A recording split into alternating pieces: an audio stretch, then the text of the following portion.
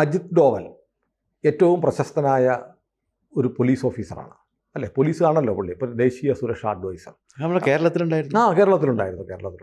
Kerala IPS കേഡറാണ്. നമ്മുടെ ആരിഫ് മുഹമ്മദ് ഖാൻ ഒരു കഥയിലെ നായകനും കൂടിയാണ്. നായകനുമാണ് എന്ന് മാത്രമല്ല നമ്മുടെ മുഖ്യമന്ത്രിക്ക് നന്നായിട്ട് അറിയാം.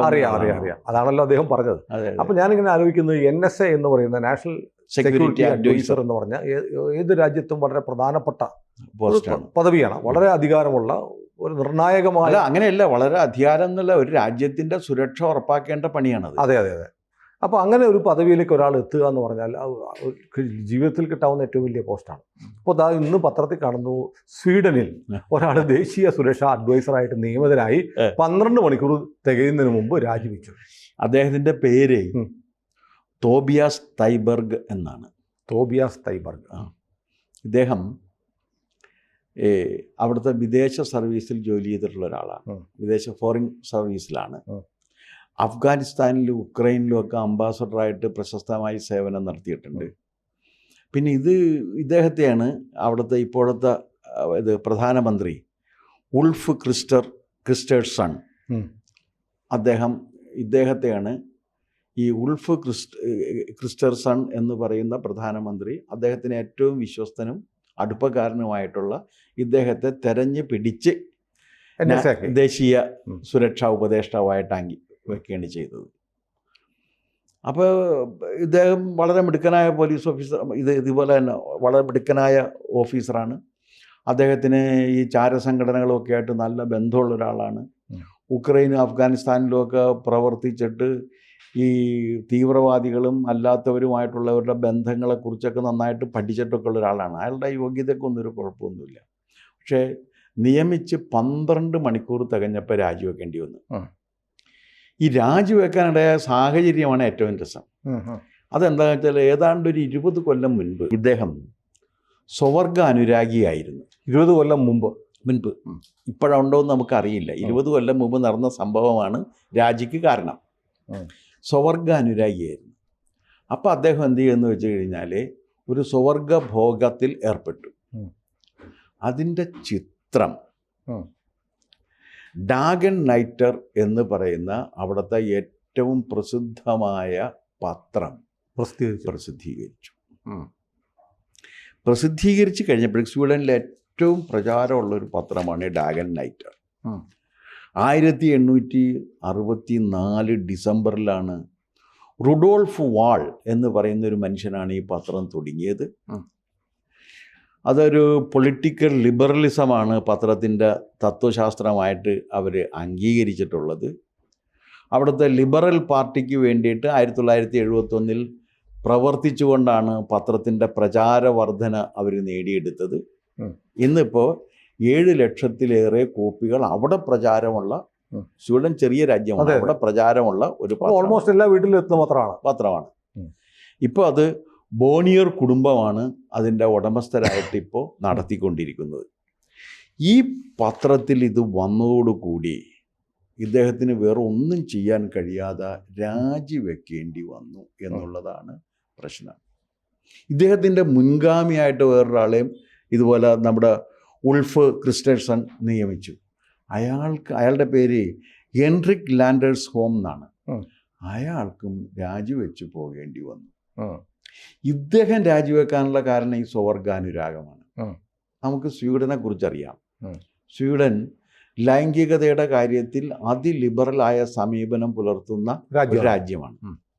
അപ്പോൾ അവിടെ ഇതിങ്ങനെ ഒരാളൊരു സ്വവർഗാനുരാഗിയായി എന്നോ അല്ല മറ്റേ ബഹു അനുരാഗിയായി എന്നൊക്കെ പറഞ്ഞാൽ അതൊരു വാർത്തയുമല്ല, ഒരു ഇഷ്യൂ അല്ല. പക്ഷെ അവിടെ ഒരു വ്യത്യാസം നമ്മൾ കാണണം. ആ വ്യത്യാസമാണ് ഇതിനകത്ത് ഏറ്റവും പ്രധാനപ്പെട്ട ഒരു കാര്യമായി എനിക്ക് തോന്നിയിരിക്കുന്നത്. അവിടെ ഭരണത്തിലെത്തുന്നവർ ഇത്തരത്തിലുള്ള ഒരു കാര്യവും ചെയ്യാൻ പാടില്ല എന്ന് അവർക്ക് നിർബന്ധമുണ്ട്. ഭരിക്കുന്നവർ ക്ലീൻ ആയിരിക്കണം. ഭരിക്കപ്പെടുന്നവരുടെ അൺക്ലീൻനെസ് ഒന്നും അവർക്ക് പ്രശ്നമില്ല. പക്ഷേ ഭരണത്തിൽ വരുന്നവൻ ഇങ്ങനെ സ്വവർഗാനുരാഗിയാകരുത്, അവൻ ധാർമ്മിക ജീവിതം നയിക്കുന്നവനായിരിക്കണം, അവൻ കള്ളനാകരുത് തുടങ്ങിയിട്ടുള്ള കാര്യങ്ങളൊക്കെ അവർക്ക് വളരെ നിർബന്ധമാണ്. സീസർ മാത്രമല്ല, സീസറുടെ ഭാര്യയും സംശുദ്ധയായിരിക്കണം എന്ന ഒരു കാര്യത്തിൽ അവർക്ക് വളരെ നിർബന്ധമുണ്ട്. കേരളത്തിലെ അവസ്ഥ നേരെ തിരിച്ചാണ്. കേരളത്തിൽ ജനങ്ങളൊക്കെ പക്കായിരിക്കണം. ഈ ഗാന്ധി ശിഷ്യന്മാരെ കുറിച്ച് കുഞ്ഞുണ്ണി മാഷിൻ്റെ ഒരു കവിതയുണ്ട്. ഗാന്ധിക്ക് ഗാന്ധിയേ ശിഷ്യൻ, ഗാന്ധി ശിഷ്യർക്ക് ലോകത്തുള്ള എല്ലാവരും ശിഷ്യരാകണം, താൻ ഒഴികെ ബാക്കി എല്ലാവരും ഗാന്ധിയാവുകയും വേണം. ഇത് കൃത്യമായി പരിപാലിക്കുന്നത് കേരളത്തിൽ ആണ്. കാരണം അധികാരത്തിലും പണം എത്തുന്നവരും അധികാരം കൈയാളുന്നവരും അവർക്ക് ഒരു ധാർമ്മിക നിയമവും ബാധകമല്ല എന്നാണ് കേരളത്തിലെ വാദം. മലയാളികൾ അതിനെ അംഗീകരിക്കുന്നുണ്ട്.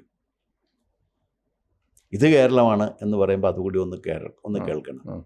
ഞാൻ ചോദിക്കട്ടെ, പ്രകടമായ രീതിയിൽ സ്ത്രീ പീഡനം നടത്തിയിട്ടുണ്ട് എന്ന് സ്ഥാപിക്കപ്പെട്ടിട്ടുള്ളവരാ മലയാളി ആഘോഷപൂർവ്വം ജയിപ്പിക്കുന്നില്ലേ?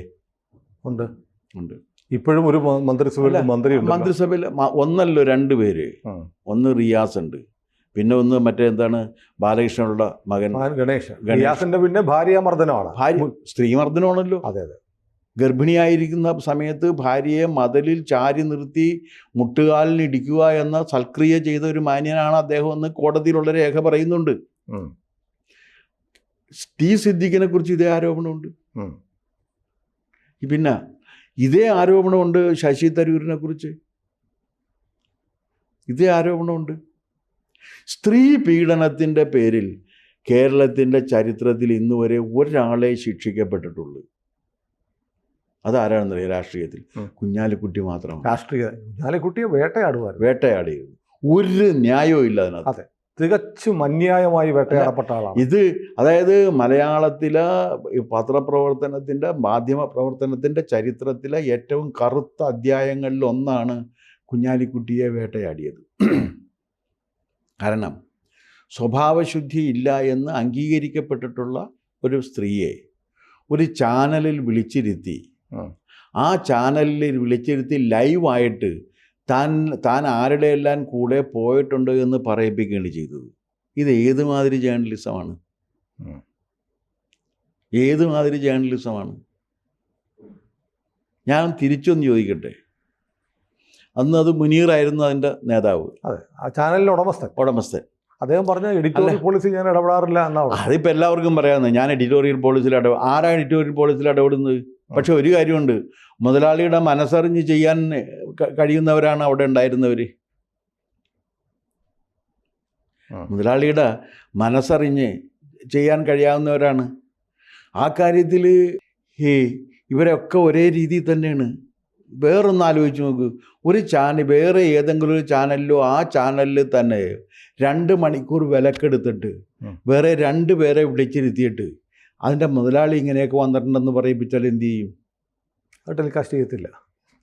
അല്ല, ലൈവ് ചെയ്യത്തില്ല. കാരണം അപ്പം പിന്നെ അവർക്ക് മുതലാളിയോടുള്ള സ്നേഹം വരില്ലല്ലോ. വേണ്ട, ഞാനത് ചെയ്യണമെന്ന് വെക്ക്, എന്തു ചെയ്യും? ചെയ്യാൻ പാടില്ല അത്. കാരണം ഒന്ന്, അതിന് വ്യക്തമായി ഒരു തെളിവുമില്ല.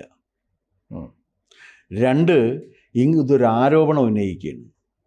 ആ ആരോപണം ഉന്നയിക്കുന്ന സമയത്ത് യാതൊരു തെളിവുമില്ലാതെ ഉന്നയിക്കപ്പെട്ട ഒരു ആരോപണത്തിൻ്റെ പേരിൽ കുഞ്ഞാലിക്കുട്ടിക്ക് ഭാര്യയും മക്കളും കുടുംബവും ഉണ്ട് എന്നുള്ള പ്രാഥമിക മര്യാദ പോലും ഇല്ലാതെ കുഞ്ഞാലിക്കുട്ടിയെ ആക്രമിക്കുകയും അദ്ദേഹത്തെ പരാജയപ്പെടുത്തുകയും ചെയ്ത ഒരേ ഒരു സംഭവമാണ് ഉള്ളത്. അതിനു മുമ്പ് ഇന്നൊരു PT ചാക്കോയുടെ സംഭവമുണ്ട്. അല്ലാതെ വേറെ ആർക്കെന്ത് സംഭവിച്ചിട്ടുണ്ട്? ഇപ്പോൾ സാർ ഈ പറഞ്ഞത് എനിക്ക് തോന്നുന്നു കേരളം ശ്രദ്ധിക്കപ്പെടും. സാറിൻ്റെ ഒരു പൊസിഷൻ എന്ന് പറഞ്ഞാൽ BJP എന്ന രാഷ്ട്രീയ പാർട്ടിയുടെ വൈസ് പ്രസിഡന്റാണ്. കുഞ്ഞാലിക്കുട്ടിയെ മാധ്യമങ്ങൾ വേട്ടയാടി എന്ന് പറയുന്നത്. അല്ല, കുഞ്ഞാലിക്കുട്ടി ആരായാലും ശരിയാണ്. ഞാൻ ചോദിക്കട്ടെ, സുരേന്ദ്രനെ മാധ്യമങ്ങൾ BJPയുടെ പ്രസിഡന്റായിരുന്ന സുരേന്ദ്രനെ മാധ്യമങ്ങൾ വേട്ടയാടിയതിന് എന്ത് നീതീകരണമുണ്ട്? ഇപ്പോൾ സുരേഷ് ഗോപിയോട് ഇപ്പോൾ ചെയ്യുന്നതിന് എന്ത് നീതീകരണമുണ്ട്? സുരേഷ് ഗോപി അങ്ങോട്ട് ചെന്നാൽ ഇങ്ങോട്ട് ഇതിനെന്ത് നീതീകരണമുണ്ട്? മാധ്യമങ്ങൾ അവർക്ക് ഇഷ്ടപ്പെട്ട കുറേ പേരുണ്ട് എന്നൊരു വിശ്വാസത്തിലെടുക്കുകയാണ്, അവരെ മഹാന്മാരായി ചിത്രീകരിക്കുകയാണ്.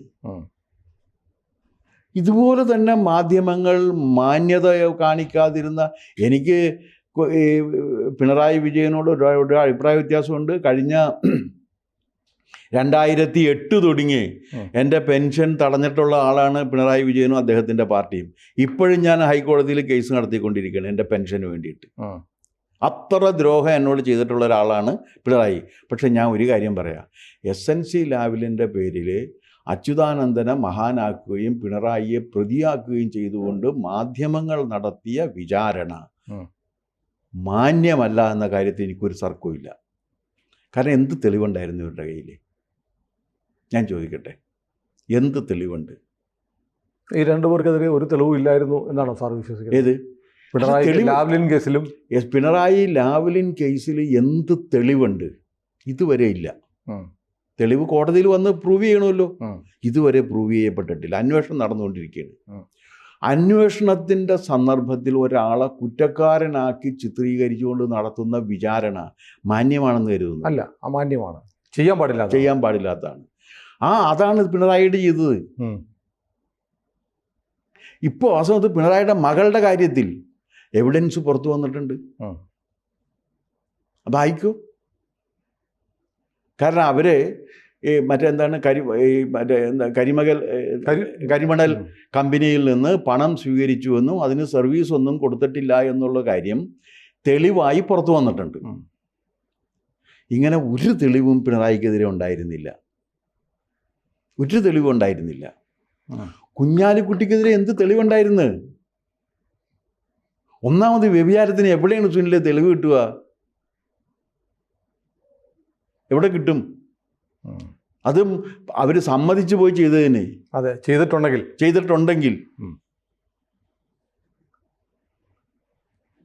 പക്ഷെ ഇത് അമാന്യമായ ഒരു മാധ്യമ പ്രവർത്തനത്തിൻ്റെയും കൂടി ഭാഗമാണ്. നമ്മളിപ്പോൾ സാന്ദർഭികമായിട്ട് ഇത് പറഞ്ഞത് പറയേണ്ടതാണല്ലോ, ആരെങ്കിലും പറയണം ഇതൊക്കെ. കാരണം ഇത് ഒരുപാട് കാര്യങ്ങളുണ്ട് അതിനകത്ത്. പിന്നെ എനിക്ക് അച്യുതാനന്ദനെ കുറിച്ച് എനിക്ക് അതിനകത്ത് വിരുദ്ധാഭിപ്രായമുണ്ട്. എന്താ കാര്യമെന്നറിയാമോ? SNC ലാവ്ലിൻ കേസിൽ അഴിമതി നടന്നിട്ടില്ല എന്ന് CPMൻ്റെ കേന്ദ്ര കമ്മിറ്റി അംഗീകരിച്ചിട്ടുള്ള കാര്യമാണ്. CPMൻ്റെ കേന്ദ്ര കമ്മിറ്റി റെസല്യൂഷനിലൂടെ അംഗീകരിച്ചിട്ടുണ്ട് അതിനകത്ത് അഴിമതി ഒന്നുമില്ല എന്ന്. അതിനനുകൂലമായി വോട്ട് ചെയ്ത ആളാണ് അച്യുതാനന്ദൻ. അവിടെ അതിനനുകൂലമായി വോട്ട് ചെയ്തതിന് ശേഷം പുറത്തിറങ്ങിയിട്ട് ഇത് അഴിമതിയുണ്ട് എന്ന് പറയുന്നത് രണ്ടാം തരമാണ്. ഇനി അതിൽ അഴിമതി ഉണ്ട് എന്ന് അദ്ദേഹത്തിന് അത്ര ഉറപ്പുണ്ടെങ്കിൽ അദ്ദേഹം അത് അവിടെ കേന്ദ്ര കമ്മിറ്റിയിൽ പറയുകയും അവിടെ വിയോജിപ്പ് രേഖപ്പെടുത്തുകയും വേണം. അത് ചെയ്തിട്ടില്ല. ഞാൻ മനസ്സിലാക്കിയെടുത്തോളാം, അത് ചെയ്തിട്ടില്ല. അത് ചെയ്യാതെ പുറത്തു വന്നിട്ടാണ് എന്നിട്ട് എന്ത് ചെയ്യുന്നത് വെച്ചാൽ ഇദ്ദേഹത്തിൻ്റെ അനുയായി വൃന്ദമായ പത്രമാധ്യമ പ്രവർത്തകരെ കൊണ്ട് പിണറായിയാണ് ഇത് മുഴുവൻ ചെയ്തത് എന്നുള്ളൊരു കാര്യം സ്ഥാപിക്കുന്നതിന് വേണ്ടി പരിശ്രമിപ്പിച്ചുകൊണ്ടിരുന്നു. അതൊരു മര്യാദകേടാണ്. ചെയ്യാൻ പാടില്ലാത്തതാണ്. അച്യുതാനന്ദൻ അത്രയും കുറച്ച് മാന്യതയുള്ളൂ. പിന്നെ അതുപോലെ തന്നെ കേരള അസംബ്ലിക്ക് ഒരു കാര്യം ഉണ്ടായിരുന്നു. എന്താണെന്നറിയാമോ? രാഷ്ട്രീയ നേതാക്കളുടെ കുടുംബാംഗങ്ങളുടെ വ്യക്തിപരമായി അവർക്കെതിരെ ഇത്തരത്തിൽ ഏതെങ്കിലും തരത്തിലൊരു ആരോപണം ഉന്നയിക്കുകയാണെങ്കിൽ, ലൈംഗികമോ മറ്റോ കുടുംബപരമായിട്ടാണെങ്കിൽ, അത് പരാമർശിക്കില്ല. അവിടെ ഒരാളും പറയില്ല. ആ ചെറ്റത്തരം ചെയ്തതും VS അച്യുതാനന്ദനാണ്. ഓർക്കണ്ടല്ലോ, ഉമ്മൻചാണ്ടിയുടെ കാര്യത്തിൽ ചെറ്റത്തരമല്ലേ ചെയ്തത്? CPM എല്ലാവരും ചെയ്തു, ആവർത്തിച്ചു. പക്ഷെ പിണറായി ആവർത്തിച്ചിട്ടില്ല. പിണറായി അത് പറഞ്ഞിട്ടില്ല. അതുണ്ട്. ഒരാളുടെ എന്നെ ദ്രോഹിച്ചിട്ടുണ്ട് എന്നുള്ളത് ഇപ്പോഴും ദ്രോഹിച്ചുകൊണ്ടിരിക്കുന്നു എന്നുള്ളതും ഉണ്ടെങ്കിലും പിണറായി അത് ചെയ്തിട്ടില്ല. മാത്രവുമല്ല, കൈരളിയുടെ ഒരു വലിയ പത്രാധിപർ ഇതെല്ലാം കൂടി ചെന്ന് കൊണ്ടേ കൊടുത്ത സമയത്ത് കർശനമായിട്ട് പിണറായി വിലക്കുകയും ചെയ്തു. കാരണം പൊതുപ്രവർത്തകരാണ്, അവരുടെ കുടുംബത്തെ ഇങ്ങനെ വലിച്ചടക്കാൻ പാടില്ല. ഒരാളുടെയും ഒന്നുകൂടി നിർദ്ദേശം കൊടുത്തതും പിണറായിയാണെന്ന് അന്ന് അവിടെ ഉണ്ടായിരുന്ന ഒരു മുതിർന്ന മാധ്യമ പ്രവർത്തകൻ ദേശാഭിമാനിൽ ഉണ്ടായിരുന്ന എൻ്റെ അടുത്ത് പറഞ്ഞിട്ടുമുണ്ട്. അപ്പം അതുകൊണ്ട് അതൊരു മിനിമം മര്യാദയുടെയൊക്കെ പ്രശ്നമുണ്ട്. അതെ. ഇതിപ്പോൾ ഈ സംഭവവുമായി ബന്ധപ്പെട്ട്. പക്ഷേ കേരളത്തിൽ ഇത് കേരളമാണ് എന്ന് പറയുമ്പോൾ ആ ഇത് കേരളത്തിൽ സ്ത്രീ പീഡനം നടത്തുന്നതിൻ്റെ പേരിൽ ഒരു രാഷ്ട്രീയ നേതാവിനും ഭയക്കേണ്ടതില്ല. വൻ രീതിയിൽ അവരെ വോട്ട് കൊടുത്ത് ജനം ജയിപ്പിക്കും. സ്വീഡനിൽ അങ്ങനെയല്ല,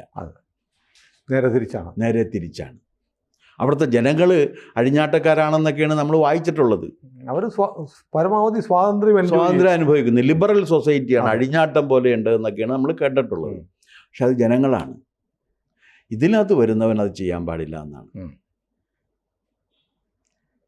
അത് അത്രയും ഒരു മാന്യത നമ്മൾ ഈ കാര്യത്തിൽ അംഗീകരിക്കേണ്ടത്. അതെ അതെ, തീർച്ചയായും നമുക്ക് സ്വപ്നം കാണാൻ മാത്രം പറ്റുന്ന ഒരാശയമാണത്. തീർച്ചയായിട്ടും സ്വപ്നമെങ്കിലും കാണാമല്ലോ. കൂടുതൽ വാർത്തകളും വിശേഷങ്ങളും നിങ്ങളിലേക്ക് എത്താൻ ABC മലയാളം സബ്സ്ക്രൈബ് ചെയ്യുക, ബെൽ ബട്ടണും അമർത്തുക.